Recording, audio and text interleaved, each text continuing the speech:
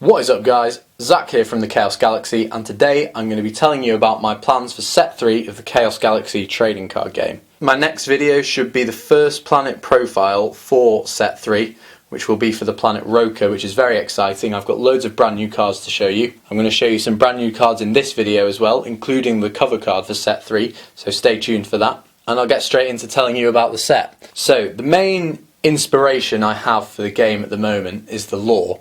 If you haven't seen my videos on the lore for the Chaos Galaxy trading card game, there'll be a link in the description below. But basically, as I'm writing these stories, I kind of come up with ideas for cards which I take from the lore, put pen to paper and transform them into trading cards, as you've seen if you've watched the videos. So I wanted to keep the theme of the set lore based, and spoiler alert if you haven't seen the lore videos already, but basically at the moment where I'm up to in the story, the main plot point is the battle for the planet Syndius, where the evil creatures of Sindel are fighting against the evil creatures of the planet Syndion back when the planet was one, and the war happens, which becomes full spread across the galaxy, so half the creatures are evil and half the creatures are good. And this is how set 3 is going to work. Whereas set 1 and set 2 were just plain 100 card sets and you buy a pack and you get any of those 100 cards, set 3 is going to be made up of 2 smaller packs, probably about 60 cards, I've not decided yet. But one 60 card set is going to be made up of the evil creatures supporting Sindel, and there'll be Sindel and cards from other planets in there. And then there'll be another 60 card pack of cards from the planet Syndion and the remaining planets in those packs. And the reason why I've done this is because set 1 was basically just an introduction to the game. You get your hands on cards, kind of figure out how to play the game. My aim with set 2 was to release kind of more strategies into the game so you can figure out what kind of planet you want to be using in your galaxy, and then going into set 3 you should know what planet you like, know what strategies you want to use in the game, and then you can buy packs based on that. So say you're looking to collect cards from the planet Sindel. If you buy packs with cards from every planet in, you're not very likely to get cards from the planet Sindel. So with these 2 packs, if you only get your hands on packs which come with cards from the planet Sindel, you're much more likely to get the cards you want from the packs, if you know what I mean. So there'll be cards from 3 planets in this pack, cards from 3 planets in this pack, and then the final planet, I'll tell you about that in another video. But that's my thinking behind the set.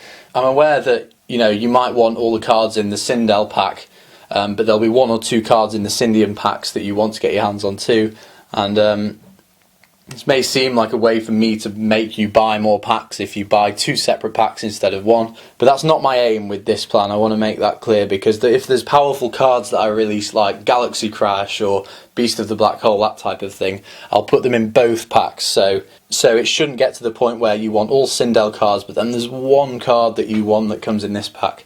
I'll try and do that as little as possible, and when I release the battle boxes for this set, the battle boxes will probably be a merge of the both sets and become a larger set of like 120 cards, so that should be very exciting.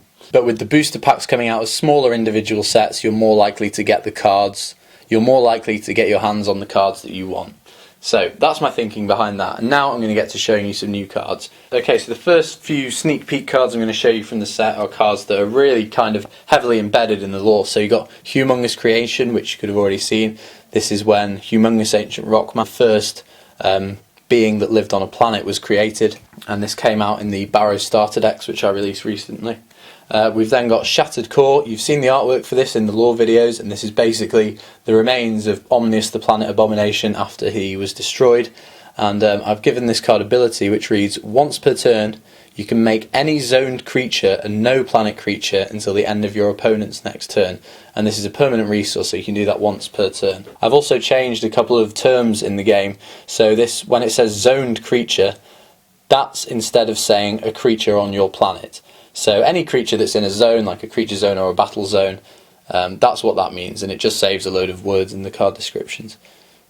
So once per turn you can make any creature on either player's planet a no planet creature, basically that's what that means. So that's Shattered Core. We then have the Lost Probe. This is the probe that the scientists from the planet Barrow sent out to discover the planet of Pelisium. It's an activator card which you play when your turn begins, and instead of drawing a card at the start of that turn, you add 1 Galaxied creature. So again, that's the same as zoned. It just means 1 Galaxied creature just means 1 creature from your galaxy. Just again saves word space on the card. So you add a Galaxied creature to your hand which isn't from your planet card. So if you're using the planet Chios, you add any creature that's not from the planet Chios to your hand.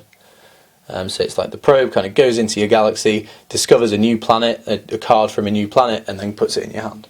That was my thinking with that. The next card is from the planet Syndion. Obviously, with the war going on, there's going to be lots of warriors on the planet, so that's what I'm thinking for this set. And the first card we have here is Kaleidoscope Warriors.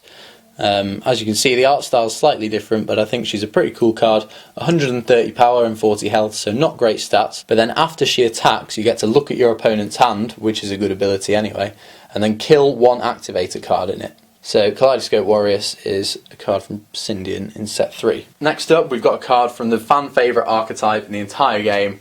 It's a new card for the Knights, and with all the creatures being Knights, they're going to need a Squire. So this is Infi, the Galactic Squire. He's a 2-star with 100 power and 60 health, and he's a no-planet creature because he kind of follows Infinite around the galaxy, pours his wine, and does whatever Squires do. But anyway, his ability reads, when this creature is killed by an opponent's attack, you can free play any 4-star Knight creature from your galaxy. So you just get any Knight out for free. Actually, I've just realised I should have changed the terminology there. It should say free play any 4-star Galaxy Knight creature. I'm still getting used to it. And then the final card, this is really exciting. This is the cover card for set 3. And what I was thinking with this is, games like Pokemon and Yu-Gi-Oh! They all have their kind of legendary cards. So with Pokemon, you've got the legendary Pokemon, the 3 birds. I can't remember their names, but Yu-Gi-Oh! You've got the Egyptian gods. So I wanted to kind of make an equivalent of that for Chaos Galaxy. So I've created the Chaos Beasts. There'll be one for every planet. In set 3, I'm only going to release a few of them. I think it'd be too overpowered if I released 7 cards this powerful in the same set. So this is Terracon, the Chaos Beast of Roka. He's a really rare, and he's potentially going to be the cover card of set 3. I'm a big fan of his.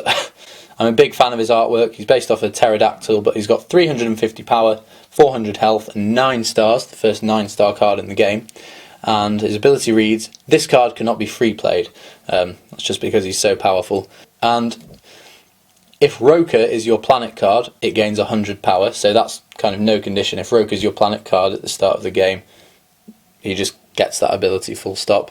And then if this zoned creature is killed, you can cosplay any killed Roka creature, which is a powerful ability. I was thinking about saying you could free play the creature. However, I think there are certain advantages that come with cosplaying certain cards. For example, there's examples for every planet really, but for the planet Roka, Guster I think is the best card. So if he's cosplayed, you can remove any zone from your opponent's planet, and if he was free played, you wouldn't get this ability. So that's probably the best way to utilise Terracon's ability, apart from his massive stats as well. So yeah, really pleased with this card. Hope you like it too, and let me know what you think of the Chaos Beasts, and if you're looking forward to seeing more of them. They will play a part in the lore too, so stay tuned for that. Okay, so that's been my introduction to set 3. Let me know what you think. Let me know if you like any of the cards you saw today. Let me know which planet profile you're excited for. I'm going to start with the planet Roka, like I said, and then I'll probably go on to Syndion and Sindel, because I've not had much focus on those planets at the moment, with starter decks coming out for the other 4 planets. But anyway, really excited to show you the new Roka cards in the next video. There's some new Weatherman support coming out, but anyway, I'll shut up because I'm telling you too much. But please like, comment, subscribe, follow me on Instagram, and I'll see you guys next time.